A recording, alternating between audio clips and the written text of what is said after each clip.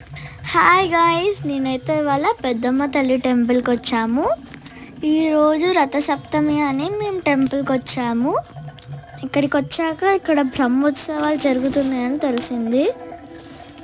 Rush అయితే చాలా ఎక్కువగా ఉంది. డెకరేషన్ కూడా చాలా బాగా చేశారు టెంపుల్ లోపల. బ్రహ్మోత్సవాల లాస్ట్ డేట్ January 26. ఈ టెంపుల్కి 150 years హిస్టరీ ఉంది. అమ్మవారు 1908లో ఒక చిన్న చెట్టు కింద ఉండేవారు. 1993లో అమ్మవారికి గుడి నిర్మాణం జరిగింది. మేమైతే కాళ్ళు కడుక్కుంటున్నాం గుడి లోపలికి వెళ్ళడానికి.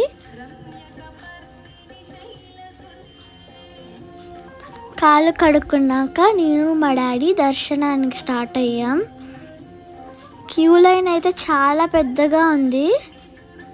ఆల్మోస్ట్ నియర్లీ 3 hours పడుతుంది దర్శనానికి. ఇంత లైన్ ఉంటుందని మేము ఎక్స్పెక్ట్ చేయలేదు అసలు. మాకు బ్రహ్మోత్సవాలని తెలీదు, ఇక్కడికి వచ్చాక తెలిసింది. మాకు నియర్లీ 1 kilometer వరకు లైన్ ఉంది ఇక్కడ. మా డాడీకి ఆఫీస్ టైం లేట్ అవుతుందని మేము దర్శనం చేసుకోలేదు. చూడండి క్యూ లైన్ అయితే ఎంత పెద్దగా ఉందో. ఈ వీడియోలో అయితే మీకు గేట్ వరకు కనిపిస్తుంది. గేట్ బయట కూడా ఉంది చెప్పాలంటే. ఇక్కడ కొబ్బరికాయల షాప్ ఉంది. మేమైతే కొబ్బరికాయలు తీసుకున్నాం.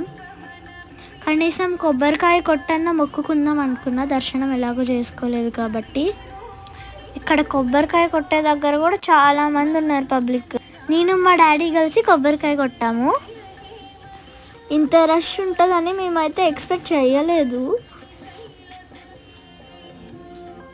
కొబ్బరికాయ కొట్టాక మా డాడీ అయితే తీర్థం పోస్తున్నాడు.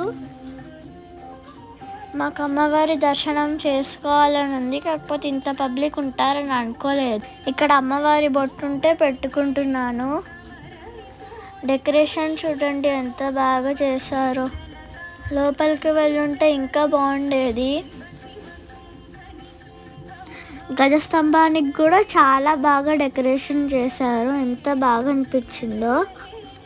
ఎన్ని ఫ్లవర్స్ తోటి డెకరేషన్ చేశారో చూడండి. ఈయన పేరు పి జనార్దన్ రెడ్డి. ఇతనే ఈ గుడిని నిర్మించారు. మేము వెళ్ళిపోదామని బయటికి వస్తే చూడండి బయట ఎంత పెద్ద లైన్ ఉందో, ఎంత దూరం ఉందో లైన్. మేము బైక్ పైన వెళ్తున్నాము, చాలా దూరం ఉంది లైన్. మా డాడీ ఆఫీస్ టైమింగ్ వల్ల మేము గుడి దాకా వచ్చి దర్శనం చేసుకోలేకపోయాము. Thanks for watching my video.